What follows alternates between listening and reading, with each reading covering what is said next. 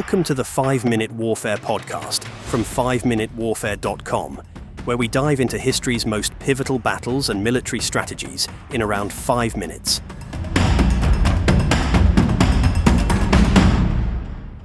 Episode 10. Knights in Shining Armour, the Rise and Fall of Heavy Cavalry. Knights in shining armour have long captured the imagination, symbolising the chivalric ideals of the medieval period: bravery, honour, and loyalty. Yet beyond the romanticised imagery, knights were also the elite heavy cavalry of their time, dominating the battlefield for centuries. From their rise during the early Middle Ages to their eventual decline in the face of changing military tactics and technology, knights played a pivotal role in shaping medieval warfare.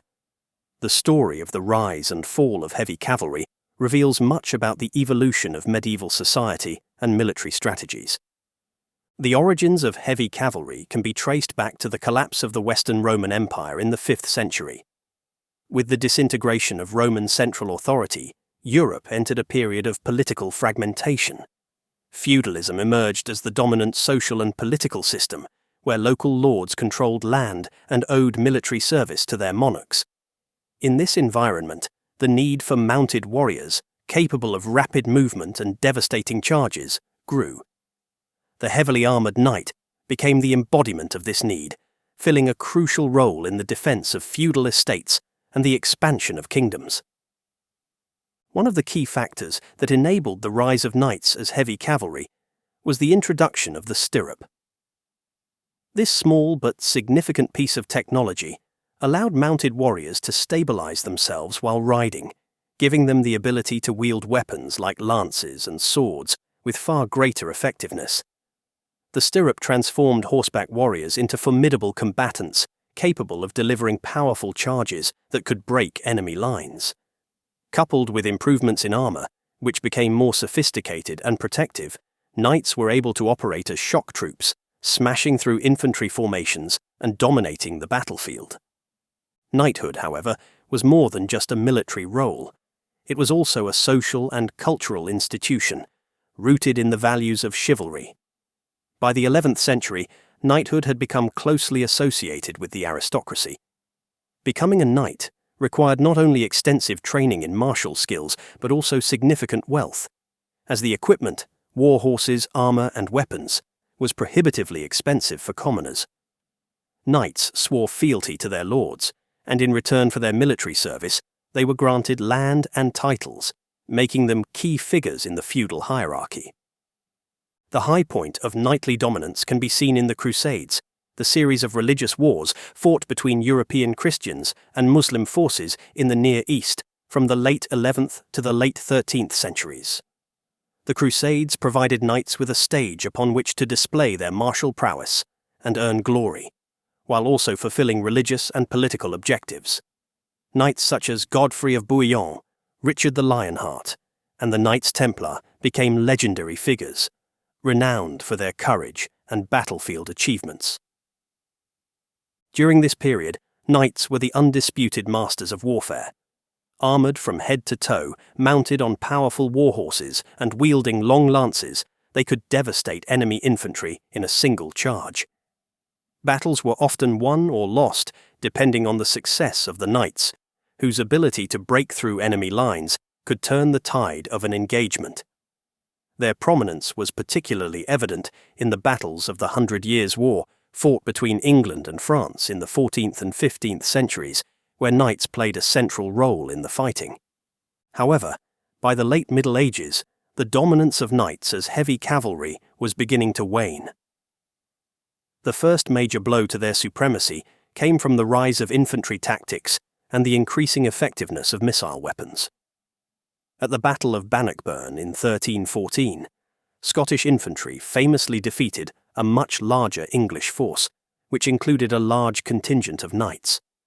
The heavily armoured knights were unable to break through the dense formations of Scottish spearmen, demonstrating the limitations of heavy cavalry when faced with disciplined infantry. The most decisive moment in the decline of knights came at the Battle of Agincourt in 1415. During this famous engagement, English forces, under the command of King Henry V, were heavily outnumbered by the French, whose army was composed largely of knights. However, the English longbowmen, positioned behind defensive stakes, inflicted devastating casualties on the French knights before they could reach the English lines. The heavily armoured knights, bogged down in muddy terrain, were easy targets for the arrows raining down upon them. The defeat at Agincourt was a watershed moment, revealing that even the finest knights could be rendered vulnerable by advances in weaponry and tactics. Another factor contributing to the decline of knights was the advent of gunpowder. The introduction of firearms and cannons in European warfare in the 15th century revolutionized the battlefield. Heavy cavalry, which had relied on their armor and physical strength, found themselves increasingly outmatched by firearms. Armor, no matter how thick or well crafted, could not protect knights from bullets or cannon shot. The cost of maintaining a knight, already high, became even less justifiable in the face of cheaper and more effective infantry armed with guns. The rise of professional standing armies also played a role in the decline of knights. As centralized monarchies began to emerge in Europe, kings sought to reduce their reliance on the feudal lords and their knights.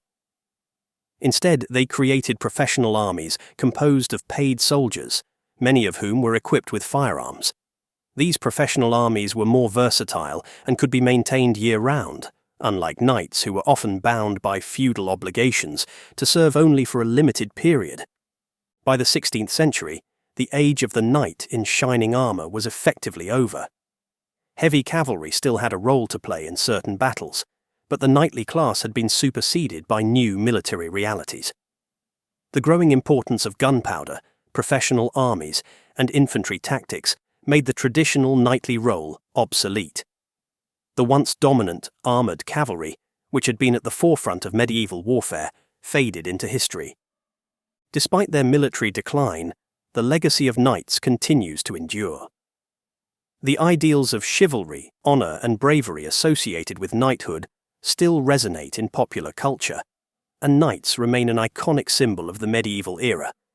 Their role in shaping the political and military history of Europe is undeniable, and while their time as the masters of the battlefield may have passed, knights in shining armour continue to capture the imagination of people around the world.